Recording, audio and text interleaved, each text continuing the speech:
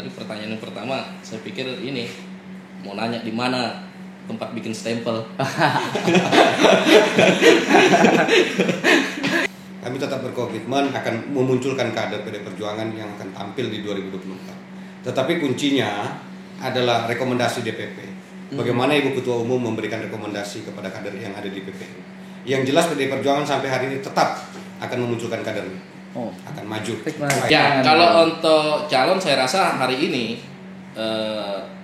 Partai Gerindra punya potensi untuk bisa maju di 2024 nanti. Bicara tentang apa yang dibutuhkan masyarakat kita saat ini dengan kondisi hari ini pandemi Bang ya.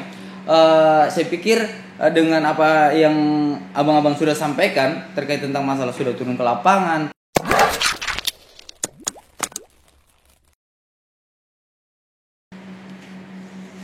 Assalamualaikum warahmatullahi wabarakatuh. Kembali lagi di channel YouTube Sampul Said. Kali ini kita kedatangan dua tamu spesial yang cukup luar biasa. Senior buat saya pribadi ini merupakan orang yang cukup senior di dunia politik, khususnya di Kabupaten Penajam Pasir Utara. Ada beberapa hal yang akan kita tanyakan ke dua orang yang punya semangat luar biasa menurut saya. Karena apa? Karena biar bagaimanapun saya belajar dari beliau-beliau. Saya perkenalkan Bung Ishak dari PDIP. Beliau saat ini menjabat sebagai sekjen di DPC Penajam Pasir Utara. Yang kedua itu Bang Jarwanto. Beliau juga hari ini menjabat sebagai sekjen di DPC Gerindra. Selamat datang Bang. Terima kasih banyak udah nerima undangan kita untuk membuka diskusi berbicara tentang apa kabar partai politik di Penajam Pasir Utara hari ini. Nah, ada beberapa hal yang coba untuk saya tanyakan terkait tentang masalah bagaimana peran partai di masyarakat pasca atau selesai dari pesta demokrasi yang udah dilalui beberapa waktu lalu. Hal ini menarik kita bahas. Kenapa kemudian menarik kita bahas? Karena publik juga mesti tahu apa sih kerja-kerja partai terlepas dari proses-proses itu. Mungkin pertama saya minta Bung Ishak untuk sedikit sejauh mana sih teman-teman di DPC PDIP bergerak atau dalam arti memberi kontribusi yang real ke publik, ke masyarakat, gitu Bang. Baik, terima kasih. Untuk PD Perjuangan saat ini kita terus melakukan konsolidasi di internal. Kemudian juga kita punya kewajiban turun ke masyarakat sesuai dengan amanah Kongres Bali, Kongres kelima 2019, bahwa setiap kader PD Perjuangan yang duduk di legislatif sebagai anggota fraksi mempunyai satu hari, yaitu hari Sabtu sebagai hari rakyat. Maka semua anggota fraksi wajib turun bertemu masyarakat, baik itu tokoh pemuda, tokoh masyarakat, tokoh adat yang ada di masyarakat wajib ditemui. Artinya ada jadwal-jadwal yang memang sudah ditentukan untuk teman-teman yang ada di partai untuk melakukan sentuhan langsung ke masyarakat, begitu Bang ya? Iya, setiap hari Sabtu ditetapkan sebagai hari rakyat. Terus sejauh ini ngelakuin apa sih Bang? Iya, berkomunikasi dalam hal apa yang menjadi kebutuhan masyarakat di bawah, baik masyarakat petani, nelayan, mereka yang berkebun gitu kan. Kemudian para pedagang, apa yang menjadi keluhan mereka kita tampung. Kemudian pada saat rapat bulanan, karena kita juga punya kewajiban setiap tingkatan dalam satu bulan ada rapat 2 kali yang harus dilakukan dengan komponen seluruh struktur pengurus partai dari tingkat DPC, PAC, rantingan-ranting. Kemudian rapat kedua setiap bulan dilakukan dengan anggota fraksi. Itu wajib dilakukan sesuai dengan amanah Kongres dan itu ditetapkan dalam anggaran dasar partai. Tidak bisa kita hindari. Nah, dari itu kemudian fraksi wajib memperjuangkan apa yang dia dapat di masyarakat. Tidak berjalan sesuai dengan keinginan sendiri anggota fraksi, tetapi berdasarkan apa yang didapat di lapangan. Ini yang terjadi di PD Perjuangan. Oke, itu mungkin Bang ya. Coba untuk kita dengar nih dari DPC Gerindra sendiri. Dengan pertanyaan yang sama, langkah apa atau apa kontribusi partai? Karena hari ini kan publik bertanya Bang terkait tentang masalah partai berbuat apa untuk masyarakat sejauh mana dan apa follow up-nya? Gini gitu Bang. Oke, baik. Terima kasih udah diundang di sampul saya. Tadi pertanyaan yang pertama, saya pikir ini mau nanya di mana tempat bikin stempel.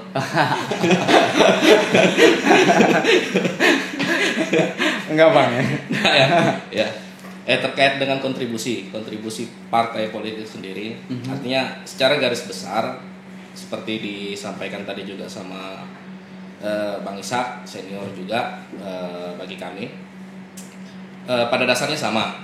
Hanya saja ada beberapa pergerakan di masyarakat yang dilakukan oleh Partai Gerindra, baik oleh kader-kadernya itu sendiri, kemudian oleh anggota-anggota dewan yang terpilih, dalam hal ini fraksi di dapil masing-masing. Mereka juga melakukan pendampingan di masyarakat sesuai dengan kebutuhan real di masyarakat. Ada kelompok tani, kelompok nelayan dan lain-lain.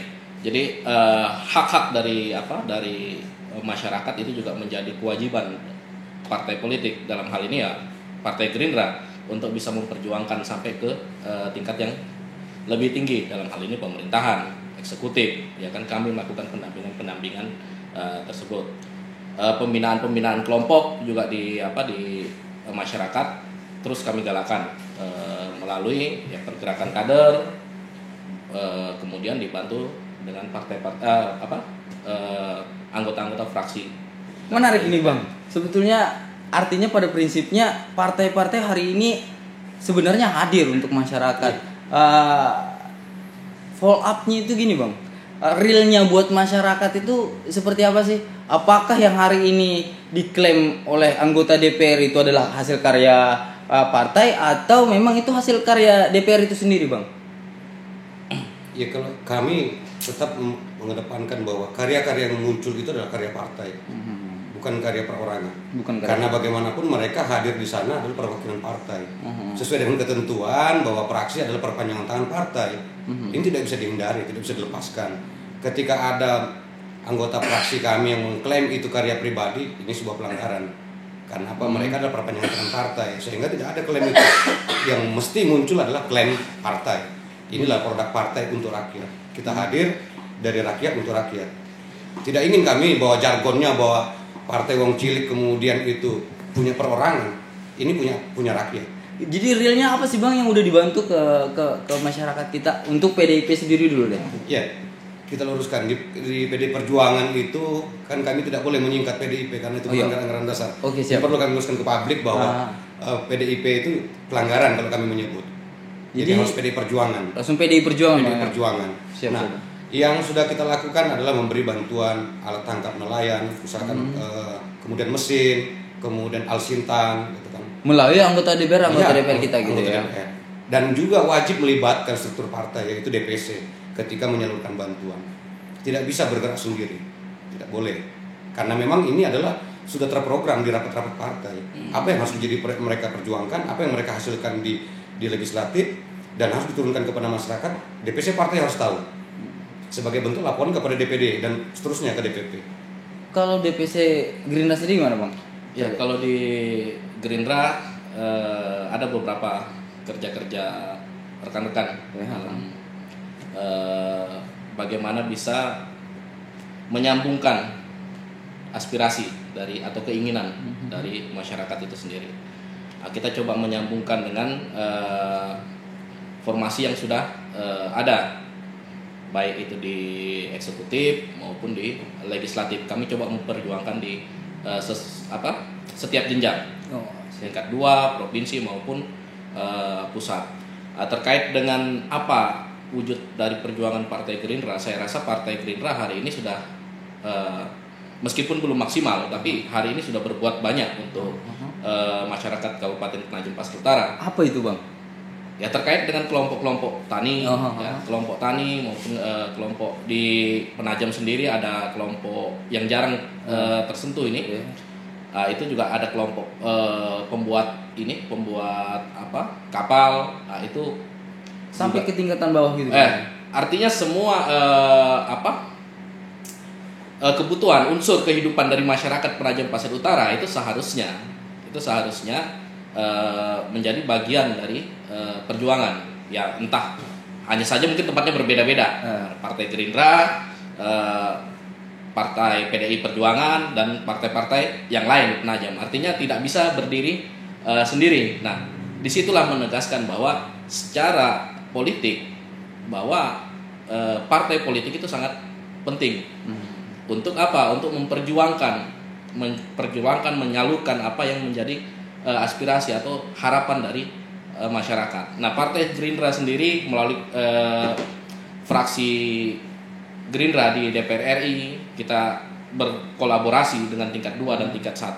Ya alhamdulillah tahun ini saja kami menyalurkan bantuan berupa alsintan kepada beberapa kelompok tani di Kabupaten Penajam Pasir Utara, dan ini berlanjut setiap tahun. Belum lagi aspirasi-aspirasi dari anggota DPRD Kabupaten Penajam Pasir Utara sendiri, bagaimana bisa mensinergikan dengan program-program pemerintah yang ada di Kabupaten Penajam Pasir Utara. Jadi semua unsur itu saling berkaitan. Jadi tidak bisa berdiri sendiri. Jadi kalau ada yang mengklaim tadi atas hasil perseorangan atau individu, saya rasa untuk membangun Penajam Pasir Utara ini tidak bisa dilakukan satu orang. Menarik Bang. Jadi gini Bang, dari beberapa hal yang Abang sampaikan, artinya masyarakat kita pun seharusnya bisa berkomunikasi langsung ke partai gitu Bang ya. Untuk bicarain tentang masalah apa sih yang menjadi kebutuhan mereka saat ini. Nah, bicara tentang apa yang dibutuhkan masyarakat kita saat ini dengan kondisi hari ini pandemi Bang ya. Saya pikir dengan apa yang abang-abang sudah sampaikan terkait tentang masalah sudah turun ke lapangan, apa sih problem masyarakat kita yang hari ini harusnya cepat kita selesaikan dari Bang Ishak?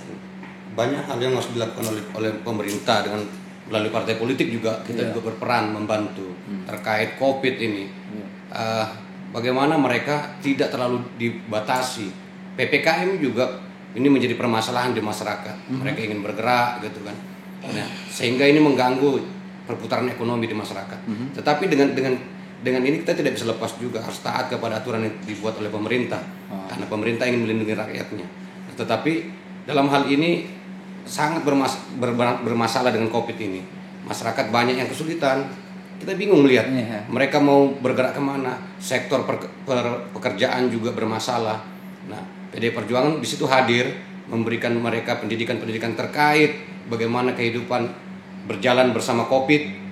Jadi berdampingan dengan COVID, kita tidak bisa menghindari. COVID ini harus sama-sama kita hidup berdampingan, sehingga prokes harus tetap kita utamakan. Gitu. Kemudian bekerja tetap menjaga prokes, berkumpul dengan menjaga prokes. Ini kita terus memberikan pembelajaran, sehingga mereka tidak dibatasi dalam hal bahwa untuk bergerak hidup ekonominya tetap berjalan, tetapi prokes tetap kita kedepankan. Berarti menarik nih Bang, abang rada-rada kurang sepakat nih dengan konsep PPKM gitu Bang ya?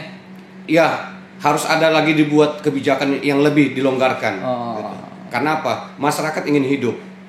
Jangan sampai bukan mati karena COVID, tapi mati karena kelaparan. Karena gitu kelaparan. Ya. Ini yang terjadi. Nah, karena apa? Dengan PPKM ini saya pikir masyarakat kesulitan.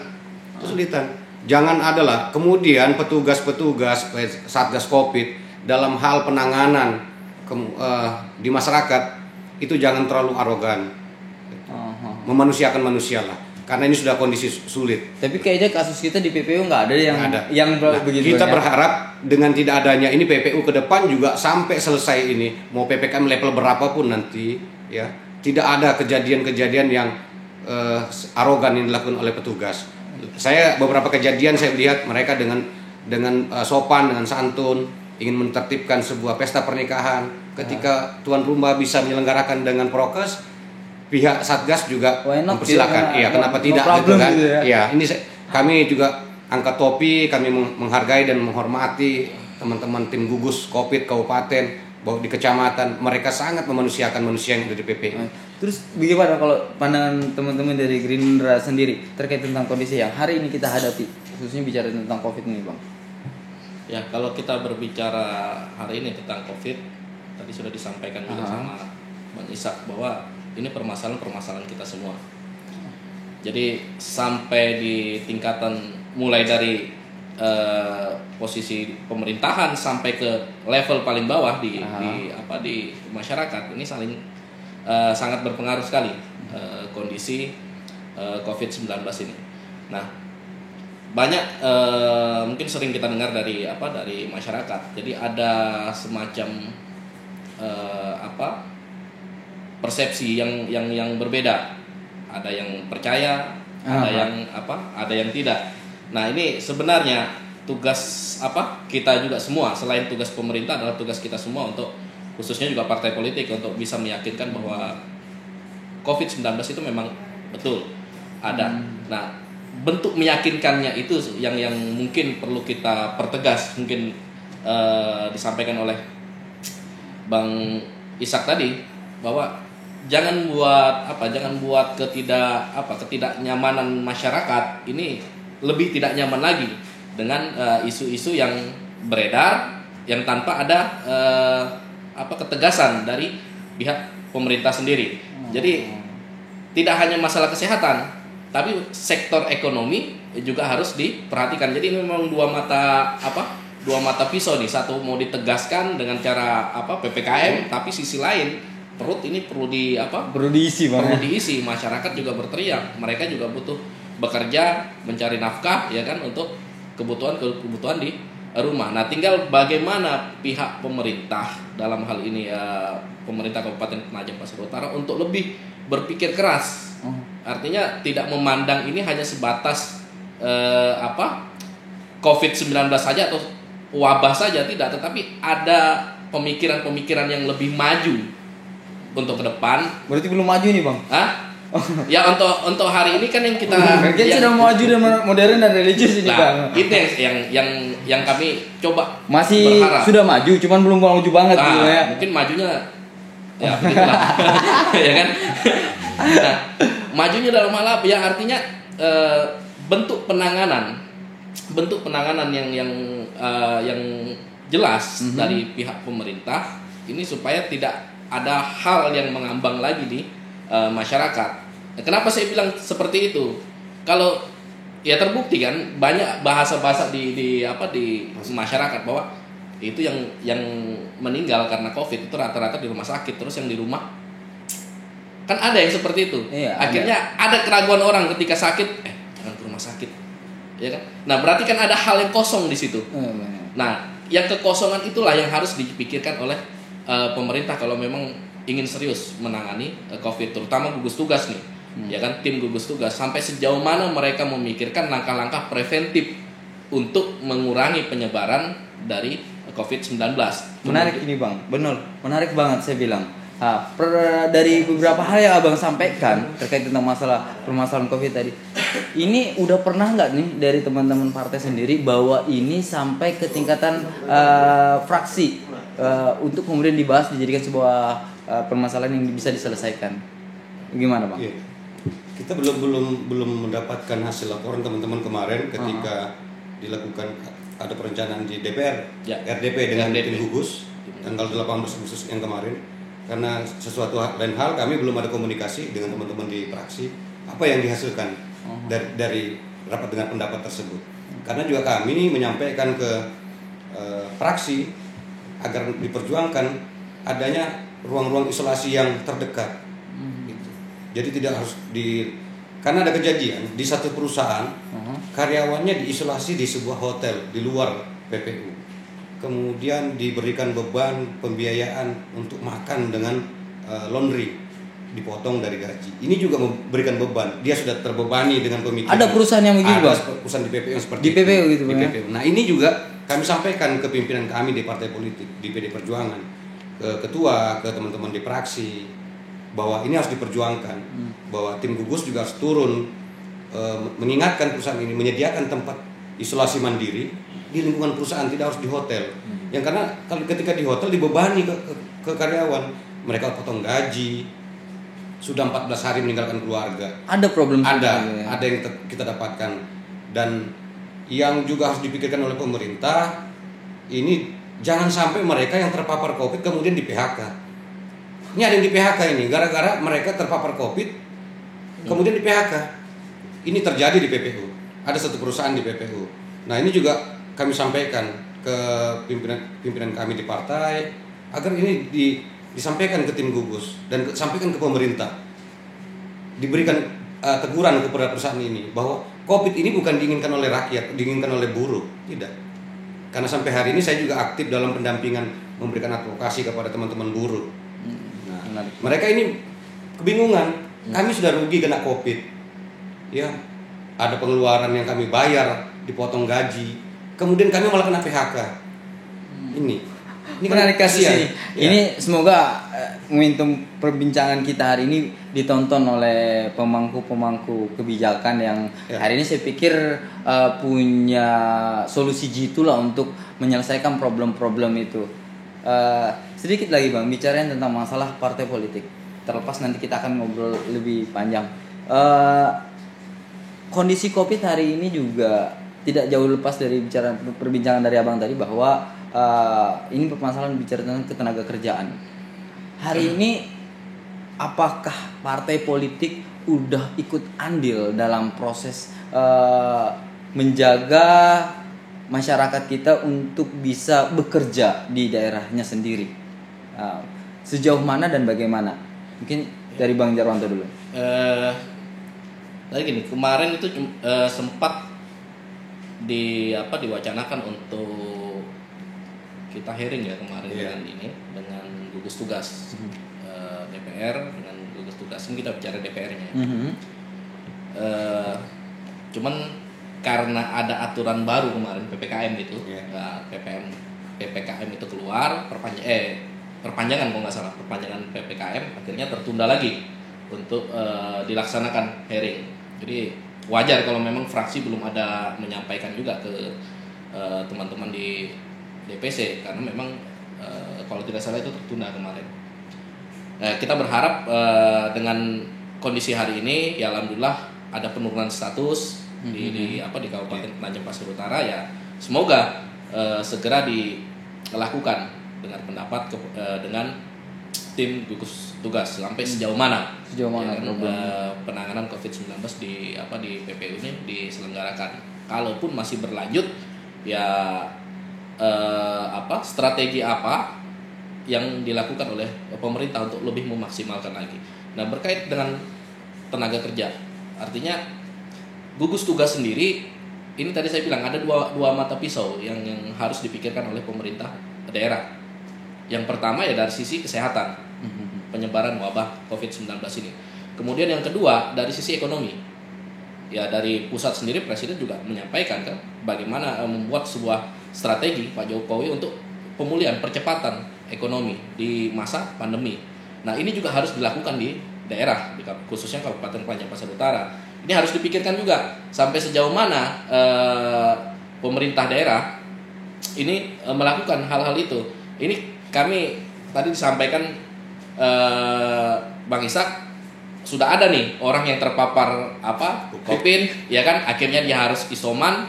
Setelah isoman, tahu-taunya biaya isoman tanggung sendiri ya, tanggung sendiri. Kemudian gaji dipotong. Nah, gaji dipotong. Apesnya lagi terakhir PHK. Nah, ini memang terjadi. Dan itu memang terjadi. Dan ini harapan kita. Mudah-mudahan lewat sampul Said ini juga bisa tersampaikan baik ke legislatif maupun ke eksekutif, khususnya SKPD yang membidangi ya kan, ini bisa nih mempertanyakan ya kan untuk hal-hal yang seperti ini. Nah, kami juga akan menyampaikan ke teman-teman fraksi bahwa ini loh ada permasalahan, ini harus segera ditindaklanjuti.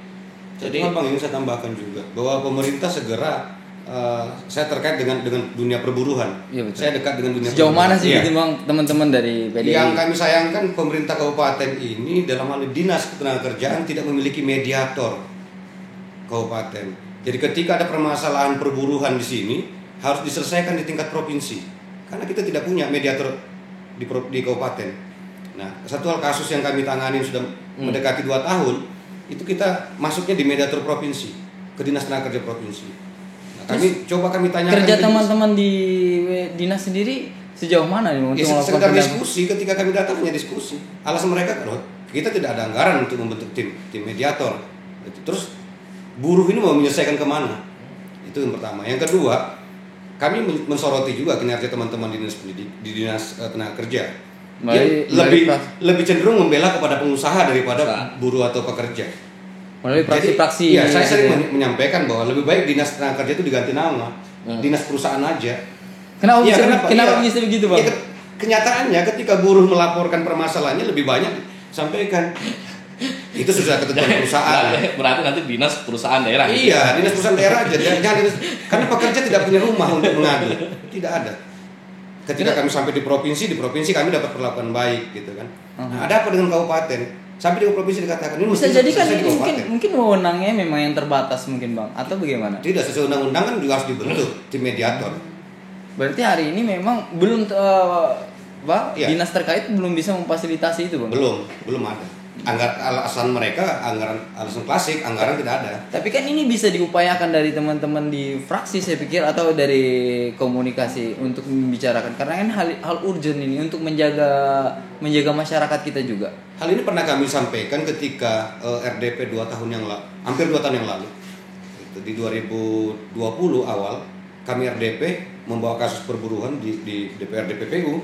Kami sampaikan ada kepala dinas segera dibentuk tim mediator. Karena ini tidak bisa selesai permasalahan perburuhan ketika mediator tidak ada. Belum ada follow up, Bang? Belum ada. Sampai hari ini? Hari ini tidak ada. Kasihan buruh yang ada di PPU. Buruh dan pekerja. Oke, Bang, mungkin menarik. Semoga ini juga bisa jadi PR kita semua. Karena saya pikir ini bukan hanya bicara tentang tanggung jawab satu dinas atau di legislatif atau eksekutif. Pada prinsipnya ini jadi tanggung jawab kita, bisa sama-sama menjaga ini, menggiring ini di mana porsinya. Saya pikir begitu, Bang, ya. Sedikit membahas tentang proses pilkada. Pilkada, Bang. Boleh, Bang, ya? Kita ngobrol pilkada. 1, 2, 3. Tapi 4 tahun masih. Enggak, Bang. Tinggal 3 tahun. Oh iya, Bang. Lo 1 tahunnya kosong. Istirahat, Bang. Oh, gitu, Bang. Jadi nah, makanya itu, Bang. Ini kan menarik, Bang. Publik juga hari ini ya walaupun tidak sederas ketika mendekati ya, tapi hari ini perbincangan tentang bakal ada calon atau yang lama atau yang baru, atau bagaimana dengan kondisi yang hari ini, atau melihat dengan konflik yang ada hari ini di tengah masyarakat, isu yang lagi beredar. Ini kan mulai muncuat, Bang. Ya. Ada persiapan nggak sih untuk di partai masing-masing ini, Bang? Untuk di terserah deh, Bang. Apa yang mau? Silakan Bang Jarwanto dulu. Ini kayaknya Bang Jar dulu deh.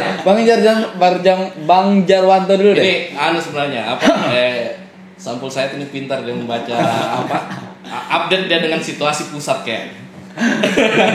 Bagaimana ini, Bang? Iya, karena saya lihat, maaf nih, Bang, hari ini kita nggak bisa pungkiri teman-teman di PDI dan teman-teman di PDI Perjuangan maksud saya, dengan teman-teman di Gerindra di pusat salaman, Bang. Nah, hari ini kan tidak menutup kemungkinan kemudian PDU bisa itu terjadi. Gimana kira-kira itu, Bang? Itu juga dari pikiran saya dari tadi ini, kenapa ditemukan Oh, enggak, Bang. Enggak ada ya. Sebetulnya ada beberapa narasumber yang kita juga undang, Bang. Cuman kan kita nggak bisa. Kita harus jaga prokes kan, Bang. Jadi kita mesti batasi. Karena kebetulan jodohnya memang bertemu begini ya. Siapa tahu kan juga jodoh nanti 2024 gitu, Bang. Tapi bukan konsolidasi kan ini. Jadi gimana, Bang? Yang jelas kalau kami PDI Perjuangan sejak Pilkada 2018 kita lakukan evaluasi hingga hari ini. Kami tetap berkomitmen akan memunculkan kader PDI Perjuangan yang akan tampil di 2024. Tetapi kuncinya adalah rekomendasi DPP. Bagaimana Ibu Ketua Umum memberikan rekomendasi kepada kader yang ada di PPU. Yang jelas PDI Perjuangan sampai hari ini tetap akan memunculkan kadernya. Akan maju. Baik. Bang, menarik ini, Bang. Boleh sebut nama? Potensi-potensi itu, Bang?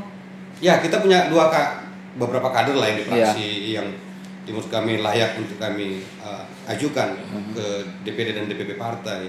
ada Pak Hartono Basuki selaku ketua DPC, ada senior partai juga Pak Haji Sudirman, itu juga mantan ketua DPC. Beliau dua tokoh ini. Tetapi ketika kami berdiskusi, hampir menjadi sebuah kesepakatan yang tidak tertulis, mengkerucut kepada satu nama. Kita mendorong Pak Hartono Basuki, dan ini juga suara muncul dari teman-teman struktur partai di tingkat anak ranting, kemudian PAC, bahwa sudah saatnya PDI Perjuangan memunculkan kader sendiri. Bismillah. Pasti kami akan maju. Oh, gitu, Bang. Kata kunci hanya satu, Ibu Ketua Umum. Kata kuncinya di situ, Bang, ya. Ibu Ketua Umum. Ketika Ibu Ketua Umum memberikan rekomendasi kepada Pak Hartono Basuki selaku Ketua DPC PDI Perjuangan Penajam Pasir Utara, ya kami pasti fight. Menarik. Pak, untuk Gerindra sendiri nih, Bang. Ini karena dua tokoh yang hari ini punya andil di DPR Kabupaten Penajam Pasir Utara. Dua-duanya wakil ketua 1 dan wakil ketua 2. Ini bagaimana untuk Gerindra sendiri, Bang? Wakil ketua 1, wakil ketua 2 ya. Begitu. Kalau bisa nomor 1, kenapa harus nomor 2? Berarti ada sudah punya proyeksi nih, Bang. Siapa itu, Bang? Artinya pada dasarnya juga sama. Gerindra kalau tadi disampaikan PDIP Perjuangan tergantung rekomendasi. Pada akhirnya nanti tergantung pada rekomendasi Ibu Ketua Umum. Ya, saya bisa sampaikan juga pada akhirnya Partai Gerindra juga nanti akan tergantung oleh Bapak Ketua Umum. Ya. Tapi ada calon, Bang, atau sudah ada pertimbangan-pertimbangan? Ya, kalau untuk calon saya rasa hari ini Partai Gerindra punya potensi untuk bisa maju di 2024 nanti. Kami sudah berusaha juga untuk bisa mempersiapkan untuk 2024 itu. Hanya saja ada beberapa hal selain itu juga teknis yang perlu kita persiapkan. Makanya hari ini kita juga coba untuk memfokuskan dulu pada satu permasalahan, dan ini akan berkaitan juga pada 2024. Kan 2024 itu ada momen yang ada banyak momen tuh. Ada Pilpres, kemudian ada DPRD, ya kan, DPR RI juga, dan terakhir baru Pilbub, pemilihan bupati. Artinya fokus di pileg dulu gini, Bang, ya? Atau itu bagian nanti? Itu bagian. Yang jelas pada hari ini secara teknis kita mempersiapkan sistem kita untuk lebih menguatkan. Ya tadi disampaikan ada nomor 1, nomor 2 toh. Ya kalau bisa nomor 1, kenapa harus nomor 2? Kan berarti gitu. Ada boleh sebut nama, Bang? Kalau seandainya boleh sebut nama. Ya, yang punya potensi kan, siapapun punya potensi gitu, Bang, ya. Hari ini kalau secara pribadi kita mempersiapkan satu tokoh kita yang ya kita bilang beliau luar biasa. Mau bagaimanapun saya pikir suka tidak suka kita harus mengakui prestasi yang beliau torehkan, khususnya untuk Penajam Pasir Utara. Bagaimana membangun Penajam Pasir Utara, bagaimana bisa mengembangkan potensi Penajam Pasir Utara, memaksimalkan sumber daya manusianya di Penajam Pasir Utara. Saya rasa beliau sudah cukup lah untuk memenuhi persyaratan di 2024. Siapa itu, Bang? Raub mungkin. Ketua DPC, Bang, ya? Ketua DPC kita. Artinya sudah mempersiapkan kader-kader terbaik di proses, meskipun jenjang waktunya masih lama, Bang, ya? Ya. Terakhir, Bang, bicarain tentang masalah kesiapan kita menyambut IKN, yang walaupun informasi terakhir bicara tentang pembiayaan masih jadi perbincangan. Gimana partai politik sendiri atau teman-teman di fraksi atau teman-teman di partai secara umum, baik itu di anggota DPR-nya ataupun teman-teman di partai, melihat ini, dan bagaimana persiapan kita yang mesti kita lakukan? Mungkin Bang Ishak dulu. Kalau saya sih melihat untuk menghadapi rencana pemerintah pusat memindahkan IKN ke Kaltim, khususnya PPU dan Kota Kartanegara, yang harus kita persiapkan adalah sumber daya manusianya dulu. Tetapi terkait hal ini simpang siur di masyarakat, ada yang mengatakan tidak jadi, ada yang mengatakan jadi. Kami dari PD Perjuangan tetap optimis Karena kami ditanamkan satu prinsip bahwa bangsa ini berdiri atas optimisme para pejuang. Jadi kami juga sampai hari ini tetap optimis bahwa IKN itu akan berpindah ke PPU dan Kukar. Karena apa? Kami juga sudah melakukan ke lapangan, turun ke Sepaku, kami lihat tim geologi itu terus bekerja. Sampai hari ini, Bang? Sampai hari ini mereka tinggal di Bukit Raya di sana untuk mengukur kualitas tanah, pemetaan mana yang layak untuk dibangun gedung apa, kantor-kantoran apa. Ini membuktikan bahwa cara kerja pemerintah pusat itu serius, Bang, ya? Serius ya. Walaupun tidak riak ke depan, gitu tidak muncul, tetapi secara diam terus bergerak. Ini yang dilakukan oleh pemerintah. Kami juga ingin memberikan jawaban kepada masyarakat dengan cara kami turun, kami cari tahu apakah memang sudah dilakukan apa yang dilakukan pemerintah di sana. Ternyata memang benar. Kami diskusi dengan teman-teman orang geologi itu, dia mengatakan kami udah 1 tahun lebih Pak di sini. Artinya sudah memang berjalan, Bang, ya? Dari Kementerian PUPR. Artinya kesiapan SDM yang paling utama dari semua itu, Bang, ya? Iya. Untuk Bang Jarwanto sendiri melihat potensi IKN, terus kemudian bagaimana pandangan dan bagaimana kesiapan? Ya, terkait dengan potensi IKN, kalau kami sampaikan terlepas dari itu jadi atau tidak IKN, masyarakat Penajam Pasir Utara secara khusus harus lebih mempersiapkan diri. Jadi tidak hanya melihat ini hanya sebagai sebuah isu saja yang dibangun, tapi coba untuk mempersiapkan segala sesuatunya. Semua kalangan masyarakat di Kabupaten Penajam Pasir Utara ini harus bersatu padu mempersiapkan, karena jangan sampai nanti ketika momentum itu sudah secara resmi, ya kan, kita nggak tahu waktunya kapan, tapi secara resmi itu disampaikan, dikuatkan dengan regulasi hukum yang jelas, masyarakat PPU tidak terasingkan, karena mereka lebih siap di awal. Jadi terlepas dari itu semua, ya kita berharap masyarakat dan termasuk kita semua untuk optimis dengan kemungkinan tersebut. Jadi kita mempersiapkan diri saja, pemerintahnya, partai politiknya, kemudian masyarakatnya itu sendiri. Ayo kita sama-sama, karena kita hari ini bagaimana caranya kita mewujudkan, ya, seperti slogan pemerintah sekarang, ya, pemerintah daerah sekarang, maju, modern, dan religius. Nah, bagaimana kita bisa mengaplikasikan itu? Maju dalam hal apa kita? Modern dalam hal apa? Religius yang seperti apa? Yang diinginkan masyarakat Penajam Pasir Utara. Dan ini kami juga berharap kepada pemerintah, ya kan, sehingga bisa mewujudkan benar-benar jargon yang hari ini sudah disampaikan ke publik, ya, ke publik, bahwa PPU ini adalah kabupaten yang maju, modern, dan religius. Nah, kita coba juga mendorong pemerintah untuk ayo deh lebih maksimal lagi untuk mewujudkan itu. Jadi kita maju dalam hal apa ini? Kita majunya mensupport pemerintah ini, Bang. Ya, kita support pemerintah, DPR, fraksi, partai politik mensupport pemerintah. Kita mau maju, ayo kita maju. Tapi dalam hal apa kita maju? Kemudian kita modern, dalam hal apa kita modern? Nah, ini harus diwujudkan. Nah, siapa? Dalam hal ini ya pemerintah. Sehingga hal-hal tadi yang kita bicarakan di awal, mulai dari tenaga kerja, kemudian penyelenggaraan COVID-19, ya, bicara pertanian apa semua. Ini betul-betul bisa terwujud. Kita maju dalam hal ketenaga kerjaan, luar biasa tuh. Kita modern dalam hal penanganan COVID-19, luar biasa. Kita melaksanakan PPKM dengan religius, itu luar biasa sekali. Saya akuin begini pemerintah.